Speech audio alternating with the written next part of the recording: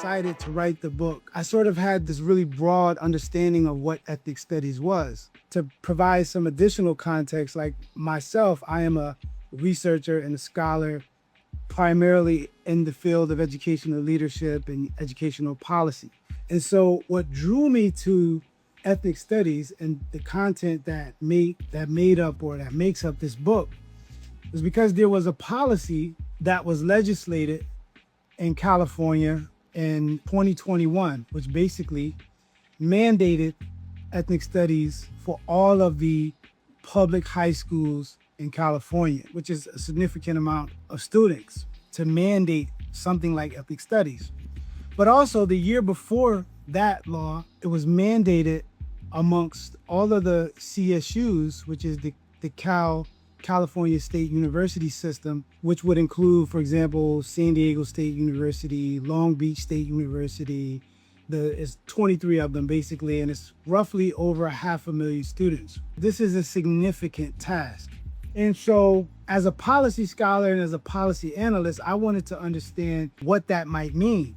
So this is how I got introduced. What's important about this particular time, this is 1968 San Francisco University, and ground zero to one of the most important regions in the United States in terms of political protests and whatnot, which is the home of, the Black Panther Party, or where the Black Panther Party was founded. Now, the protests were largely in and around students feeling disenfranchised by the lack of representation and the lack of curricula that reflected who they were and their experiences, etc., as well as the police brutality and all of the other things that were happening, not just to them on campuses, but what was reflected in their larger communities. And so these protests started with the Black Student Union on campus. Basically, one of the Black faculty members was being threatened and with being fired. And so this led to the Black Student Union kind of initiating a protest against the potential possible firing of this Black faculty member. So ethnic studies is a discipline that started amongst student protests in the 1960s, specifically in California at San Francisco State University in 1968.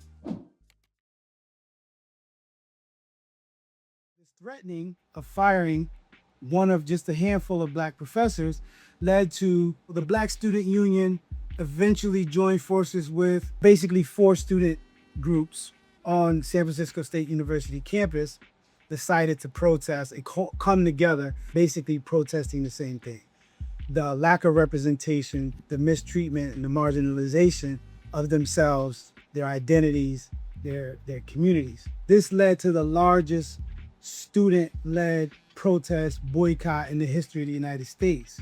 And this was significant. This is the heart of the civil rights period. What was happening nationally, what was happening internationally, and what was happening in San Francisco State were all connected. These weren't disconnected events.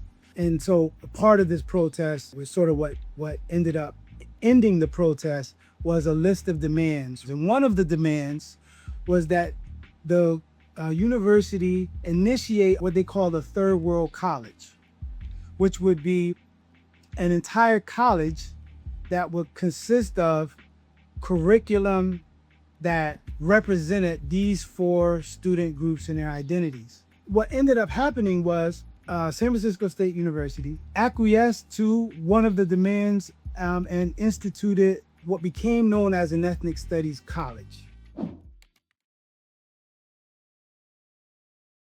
Ever seen or had the opportunity to take a Black studies or Black history or Africana studies or any variation of that, this is part of ethnic studies and it's part of that history.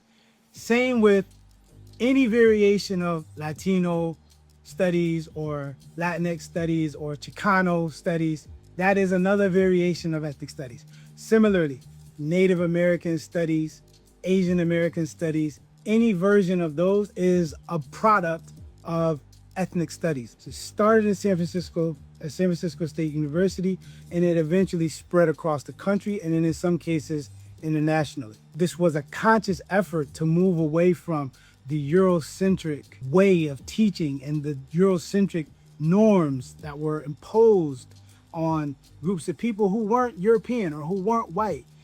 And, and the harm that came with that by making, these notions that slavery wasn't so bad or it was good for them. And, all of these kinds of myths and straight up lies, right? And what that could potentially do to the psychology of students who come from these communities and what it does to people who are part of the dominant communities when they think these things, as opposed to being told the truth. So this, in short, is what ethnic studies is.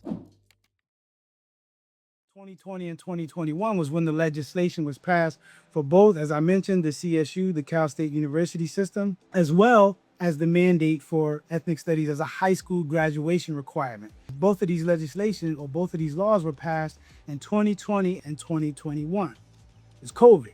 There were also a significant amount of frustration around, Black Lives Matter protests, and it sort of like reached its peak with the murder of George Floyd.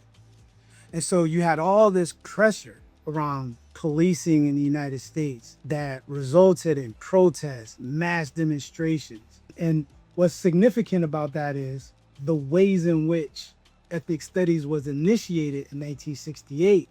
Again, this is the heart of the civil rights movement. This is the heart of international decolonial movements where nations across Africa and Asia and the Caribbean and Latin America fighting for their independence. That's the correlation between the 1968 student protests and the 2020 and 2021 legislation of ethnic studies in the midst of this sort of global resurgence of our frustrations around Eurocentrism and white supremacy and oppressive police and state violence against Black people and other people of color.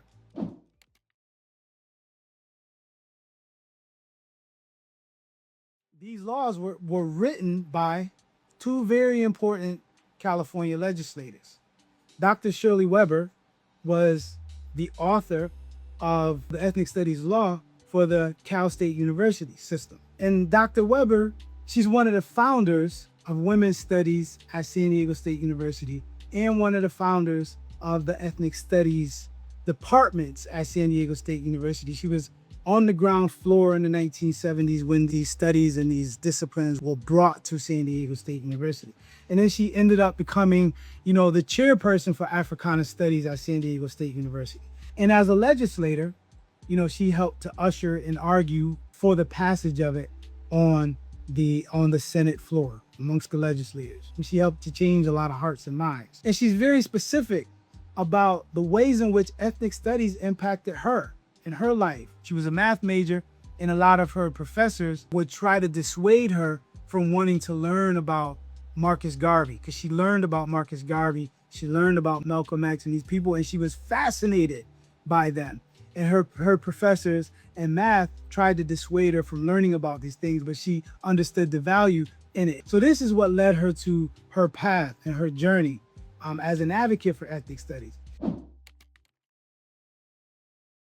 But there's also another person who wrote the other bill, which is the high school requirement, and that is Rob Bonta. Rob Bonta is a lawyer by trade, and he is a proud Filipino man, and he talked about the impact of ethnic studies and what it did for him. And he juxtaposed it with his own memory as a child, whose parents were part of the United Farm Workers Association here in California. And usually, and according to Rob Bonta, like this is something that is really almost primarily and only attributed to Mexican Americans. But he said that no, my family was a big part of this, and I never saw this anywhere. I never saw the history of my people anywhere. So this is what led him on his journey.